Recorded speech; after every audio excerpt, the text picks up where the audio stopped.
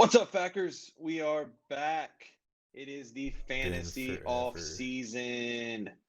We are going to be doing a few videos counting down our way too early positional rankings for the 2021 fantasy football season.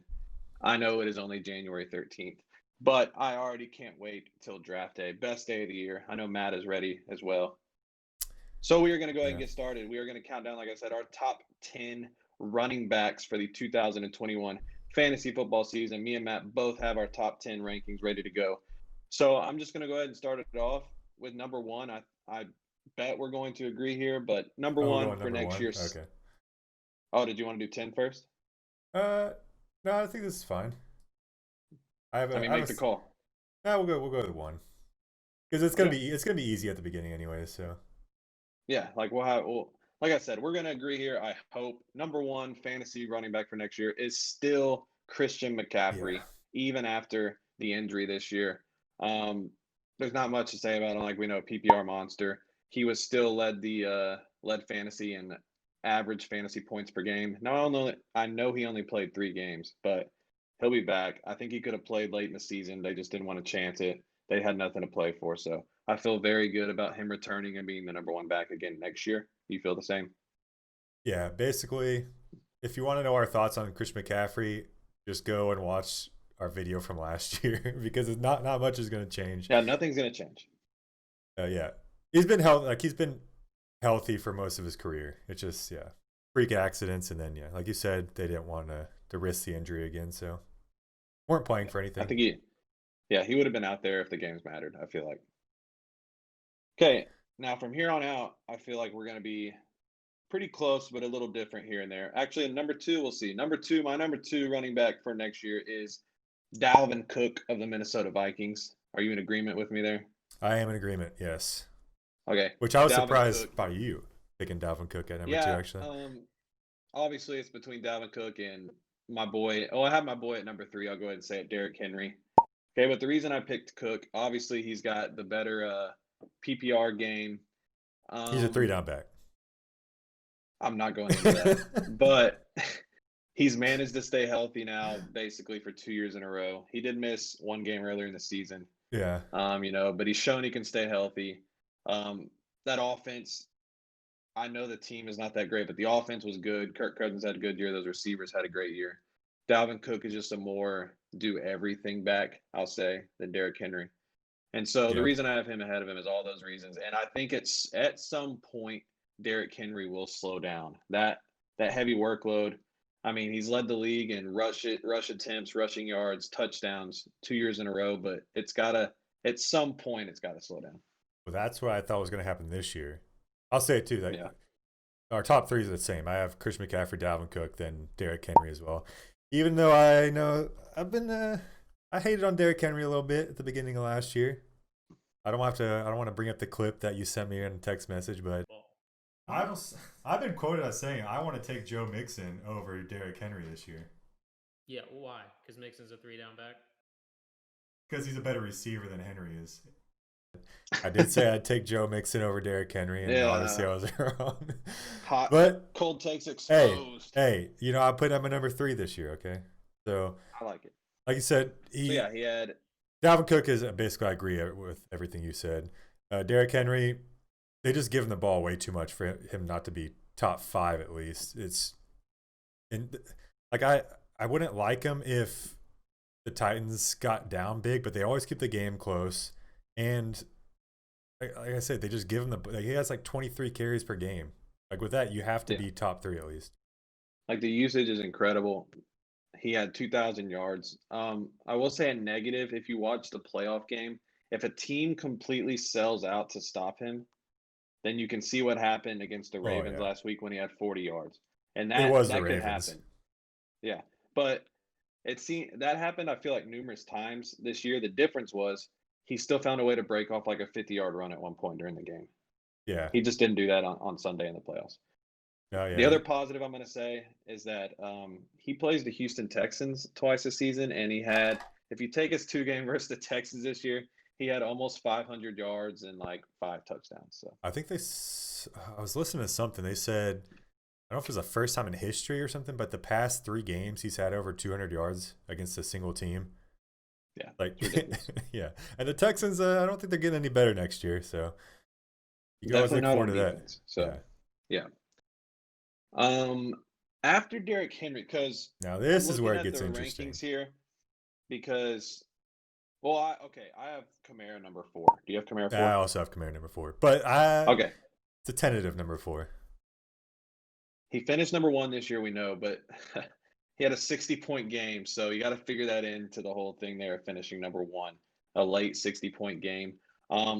If Drew Brees retires, Yes. Kamara's, you saw what happened when Drew Brees was out. With Taysom Hill as their starting quarterback, which if Drew Brees retires, Taysom Hill is the starting quarterback next year. Kamara just plummeted big time. What did he average? About 10 points per game in those games? It wasn't good, yeah. Because what's happening is that all the plays that are usually Kamara dump-offs, Taysom Hill is just running the ball. Yeah, that's what you see with the running quarterbacks a lot too. Yeah, so tentative at number 4 if Drew Brees still plays. If Drew Brees retires, man, it's going to be tough because I like some of these next guys coming up. Not only that, but we were talking like last week or something. The Saints are going to be negative 90 million in the cap. So it's not just Drew Brees going away. It's like they have to get rid of a lot of players, and it's on offense. If they have to get rid of offensive players, and it could hurt them. Like maybe I don't know. I mean, Latavius Murray's still going to be there. I don't know if they're going to plan on getting rid of him or something. Because obviously, if it's just Kamara there, then it's a bump up for him. But if Latavius Murray is still there, that hurts his value. If Taysom Hill starts at quarterback, that hurts his value. And if you're losing other guys in offense, like lineman or something, this is why it's the way too early top 10 right? Yeah, and he was very efficient on his 16 rushing touchdowns. Come on. Now I know he had 6 in that last game, but whatever. It's still it's crazy. Isn't that what we said like 3 years ago, 2 years ago? Yeah, but 21 total touchdowns, that's a lot. Yeah. No, it is. Now he is a, like I said, if Drew Brees is there, he's a PPR monster. He caught 83 passes, so.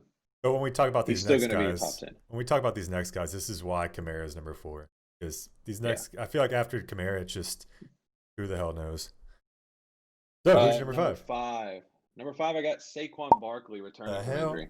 How are we agreeing with you got? Yeah, we're agreeing with all the time. I swear we have not talked about these beforehand. We talked a little bit. I mean, the first 2, I think, but that's about it. I guess. Saquon Barkley, as we know, he might be the most talented running back in the NFL if you're just looking at talent. Do you agree with me there? Maybe. Yeah. Like an all-around like running back. Yeah, I agree. I think if Daniel Jones stays healthy, the offense was definitely a lot better with Daniel Jones out there. I think he has the potential to finish number 1. Obviously, he's just got to stay healthy. I mean, this is 2 years now where he's gone out with injury. It's just it's a little concerning. Is he going to turn in? Well, now that Dalvin Cook's been healthy, you can't say he's going to turn into a Dalvin Cook. But he depends so much on just the quick cutting and all the agility and stuff, and just get those soft tissue injuries and ACL and stuff. And yeah, this one was an ACL. You kind of hope, like, people are worried about ACLs. Like, I don't know if it has that. Like, it definitely has an effect on you as a running back, but you see Dalvin Cook come back from an ACL like 2 years ago, and he's looking like a top 2 running back in the league right now. So it's definitely possible that Saquon comes back and leads the league. The reason I have my number 5, though, is just because when you look at all these other running backs, it's if Saquon comes back, he is the best running back on the Giants. He will get the majority of the carries. No matter, I don't care how good Wayne Gallman looked. Okay, Saquon's the best back, so this is what you're looking for in a top 10 back, is a guy that's going to get a ton of carries. I was about to say the same thing. He's basically Christian McCaffrey. Like, he's going to be out there every single down, no matter what the situation is. Yeah. He's going to get a ton of targets. Like, he's going to be a monster as long as he stays healthy. And then when he breaks his leg the second game, you're going to come back Okay. But, yeah, so, it's worth the risk, I think. So we're on the same page through 5. Yeah. Number 6, I have – now, this is also pending what happens in his free agency, but I have Aaron Jones, number 6. I do not have him number 6. I don't know how we're going to do this. Okay, let me talk about – all right. Yeah, let me talk about why I have Aaron Jones number 6. This is pending if they re-sign him, obviously. If he stays on the Packers with this current status quo of the Packers with Aaron Rodgers, that's his name, Aaron Rodgers and Devontae Adams controlling that offense. Aaron Jones, he's going to get the majority of the carries, I feel like, if he resigns. Now, if they don't resign him, then it matters where he's going to go, but I still think his value goes way down because I think he's more of a product of that Packers offense than he is as far as just a great running back. So this is contingent on him re-signing with the Packers, as him being my number 6. I think I'll just tell you where I have him then, and then we can go to my number 6 afterwards. Because I'm sure I have my number 6s in your top 10 as well. I have Aaron Jones at 8. Basically for the same reasons you said. Like, also, Jamal Williams, I think, is a free agent, so that kind of frees up some carries for Aaron Jones. Because you saw Jamal Williams late in the season taking away quite a bit of carries actually from Aaron Jones. But A.J. Dillon, who showed out in that last game or the next to last game, he's there. I was looking at his like snap percentage though. He really wasn't getting much. He was getting like around 10% per game, except for that one game. I think that might have showed what he can do though. Yeah. He looked good. Yeah, he got some big old thighs, man. But yeah, look, the smartest move for the Packers is to not re-sign Aaron Jones. We've seen what happens when you pay these running backs. It doesn't work out. You drafted A.J. Dillon for a reason. He showed what he can do. Dude, give them A.J. Dillon's your starting running back. I mean, if anything, you could re-sign Jamal Williams for cheaper than Aaron Jones, and then and just keep Jamal Williams as a backup to A.J. Dillon. Yeah, but like the reason I have him top 10, which is not far behind. Yeah, I have him number 8, not far behind number 6. Is for all the same reasons you said, on the highest scoring offense in the league. So product of the offense, really. Now this is still January, so when we come back to you with more updated rankings, hopefully he'll have figured out his whole free agency by then, and we can get him more settled into his position. Yeah. I'll tell you my number 6 now. Okay. Because I haven't done my number. I know, but so let me just keep going through because it's going to be in here probably, right? And you'll say, oh, I have him at number 6. Okay, fine. So my number 7. Who would have thought after the start of the season I'd be saying this? Yeah, but number 7 my number 6. Jonathan Taylor is my number 7. So I drafted Jonathan Taylor, and while he wasn't terrible, I had him 5-6 weeks before I traded him, but he was averaging about anywhere between 10 and 15 points a game. So me drafting that guy in the 5th round, like, that was decent. Like, he was doing pretty good. The thing is, I would watch the games, or I would watch Red Zone, and the potential was there because everybody watching this remembers what the Colts did at the beginning of the year. They, for some reason, decided they were going to give every running back an equal chance to succeed. And so you'd see Jonathan Taylor 10 touches, Nyheim Hines 10 touches, Jordan Wilkins 10 touches.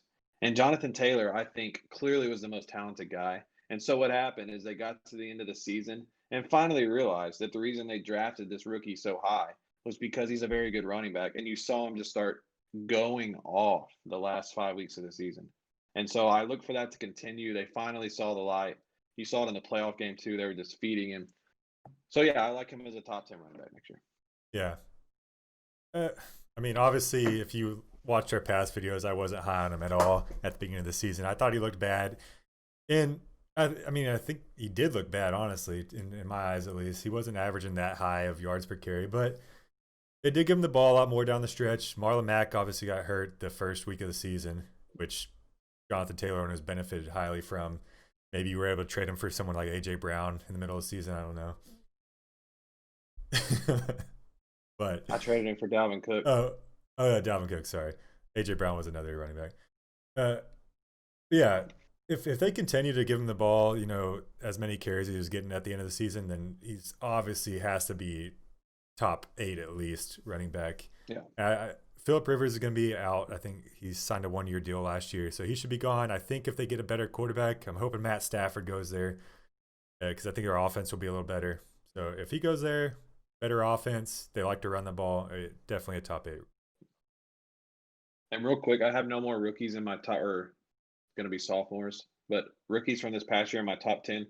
But I want at some point do a video and talk about rookie running backs because it was I thought it was interesting how basically all the rookie running backs did the same thing where they weren't very impressive at the beginning of the year and they all just came on late. You think about Taylor, Cam Akers, J.K. Dobbins.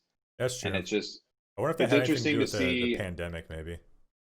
Yeah, the shortened training camp and all that stuff. So it's interesting to look at those rookie running backs and how they progress. So we'll talk about that more, especially once we see this draft and see what rookie running backs go where. So Yeah. So we're on your number eight, I right? have Nick Chubb of the Cleveland Browns. He did not make my top 10. Didn't make your top He's 10. number 11. I actually had him at number Um, 5 early, like in my early top 10, and then I dropped him out. You know, Kareem Hunt definitely made an impact, but the Browns showed that they could both succeed. Nick Chubb missed 4 games and still finished running back number 9 with a 1,000-yard season and 12 touchdowns. Nick Chubb is the better running back of the two. Kareem Hunt was more of the change of pace receiving back, and Kareem Hunt, he's a free agent after this year, right? No, they re-signed him last year. They gave him like an Oh yeah, they extension. did. Oh, real So they'll quick, both still be there, but I said I had okay, him at number 11. I actually have him at number 10 because I thought this is my overall rankings. So he made he made the top 10 running backs.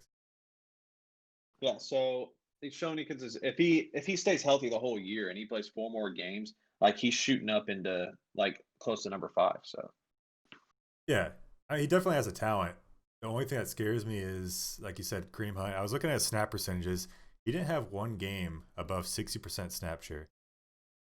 Kind of concerning. And then if you watch the playoff game, I think Kareem Hunt, scored quite a few a couple touchdowns against the Steelers.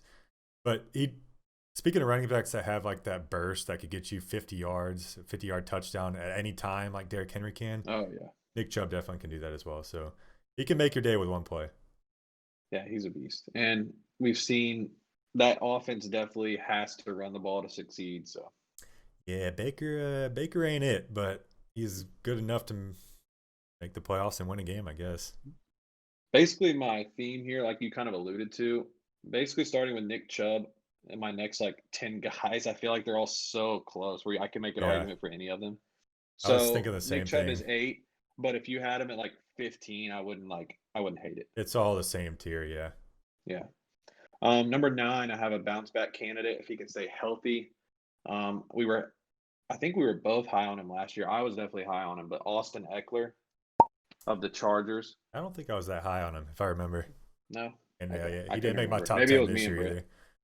Well, he's number 9. He's still in the games he played was decent. Now he wasn't as good as we thought he was going to be, but he's dealing with those injuries. I think this is an offense on the rise since Justin Herbert played so well. They're going to get a new head coach in there. If they get one of those offensive-minded guys like Eric Bieniemy or something like that, then I think his value goes up. He's a PPR monster. He's going to get the dump offs, and yeah, I just look for him if he can just stay healthy. I like Yeah. Austin Eckler next year a lot. I think he's someone that is going to fall in drafts because of what he did this past year, and you're going to find some value at him when you can get him. Like, I think you might be able to get him now. This is in January. Who knows what it's going to look like in 8 months? But like late second round, early third, if he falls to there, I don't think know if that's he's falling that great far. value. I mean, he went 14 this year in our draft. Yeah, I don't think So if people he realize falls like just a how little good bit, I thought people thought the Chargers offense was going to be kind of trash, but then once Herbert took over the second week and they actually looked really good and Herbert looked really good, that that's probably why he's going to shoot up the draft boards a little bit. And I wanted to put him in my top 10, but like you said, all the running backs after like number 6 or something, they all kind of blend together. So you didn't crack it for me. Okay, then my last rounding out the top 10 at number 10. I don't like it. It's probably the most vanilla pick here, but I gotta go with Josh Jacobs. Yeah, I don't have him. He's either. just like Mr. Reliable. He's durable. He plays just about every game. He gets the majority of the carries. He had 45 targets this year, so that whereas it's not a lot, it's still, like 3 targets a game. He's their best option on offense. He's stable. If you're thinking of a guy to round out the top 10, he is Mr. Stability. I guess I don't hate it at number 10. Like if it's because your top 10 running backs are going to be pretty similar to your top 10 overall, with the exception of maybe 1 or 2 wide receivers. So yeah, if you do grab him, then you can go for like a higher upside running back or higher upside wide receiver at the turn. I get it. He doesn't excite me that much. Like I said, it's boring vanilla pick, but I mean, we're gonna have to go through that whole off season where word out of training camp is he's working on his receiving game, and then John Gruden does the same stuff every year where he doesn't get him involved. It's just he's basically like Derrick Henry with a little bit more receiving work and not as good of a running back. So he finished number 8 this year. I think we got called out after the first game of the season because he had like a 30-point game, and we both didn't like him last year. And people were, "Oh, y'all are so stupid." And then he kind of regressed back, but he still finished number 8. So yeah, well, I mean, if you pay attention to this past fantasy season, it's if you stayed healthy, you finished top 10. Yeah, that's how bad it was. But yeah, like I said, so it doesn't excite me. That's so you're done with your number 10 then, right? That's my top 10. Who do you have that we didn't talk about? So I only got 2 people that we didn't talk about yet. So at number 7, we haven't got to my number 7 yet. Obviously, you're not gonna like him, but I got Zeke. That's gross. Is it though? Okay, so the only thing that worries me with him is, and like we were saying, Zeke could easily be my number 12, depending on what happens this season, like off season, or number 15. Like who knows? It could all change. But if we go back to when Dak was healthy, and Dak went out week 5, through week 6, Zeke was a top 2 running back. He was a number 2 running back in the league for half PPR. And a lot of it was touchdown production, but I don't expect their offense to fall off if Dak comes back healthy next year. And that's the only thing. If Dak stays healthy and comes back healthy next year, I think Zeke definitely has a possibility of what he did last year. So he only averaged 4 yards a carry, which is not good. The thing I will say that's positive though, he had 71 targets, which is really good, and he only had 6 rushing touchdowns. You figure that will go up with with that offense, how many times they're going to get down to the goal line. I'd like to see how many of those rushing touchdowns were in the first 6 weeks too. Yeah, and also during those games, how many times did Dak fucking keep the ball and just run it in? Oh, that too, yeah. Could have been a lot more. So now Tony Pollard looked good in his limited time when he was splitting carries. So Zeke is definitely, I think, past his prime as far as his glory days being a top 3 fantasy backer going. But I guess, like we mentioned, if we're talking about rounding out close to the top 10, yeah, all these guys are kind of the same. Yeah. Like I said, the only thing that does scare me is Pollard, but the reason I'm not as, I'm not pushing him as far back as you is because they did pay him a pretty penny. Like, if you pay a running back that much money, you gotta kind of use him, or else you look like a dumbass. So it is the Cowboys, though. Yeah, well, that's true. And then, all right. So I think I only have my number 10 running back then. No, sorry, number 9, because Nick Chubb was my number 10. So you're not gonna like this one either. Oh God, I already know who it is. Who is it? Yeah, I'm gonna let you guess. It's James Robinson. No, it's not James Robinson. I was considering putting him in there. But he burnt us in our 20-team league. It's Miles Sanders. Yikes. Look, so you got a new coach coming in. The Eagles fired Doug Peterson, right? And Doug Peterson was one of the reasons why Miles Sanders wasn't being used to his full potential. I wouldn't say he's a great receiving back, but when he actually catches the ball, he does a lot with it. Because he struggled with drops this past season. I'm hoping he improves on that. Jalen Hurts is going to be the starting quarterback next year. And their offense looked a lot. Is that good or bad? Well, it's better than what Wentz was early in the season. Was it not?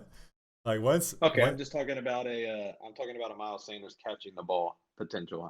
I don't know if it's better with Jalen Hurts, but he might not catch the ball as much, but their offense is going to produce more scoring opportunity. Okay. Because Wentz was trash. And he was.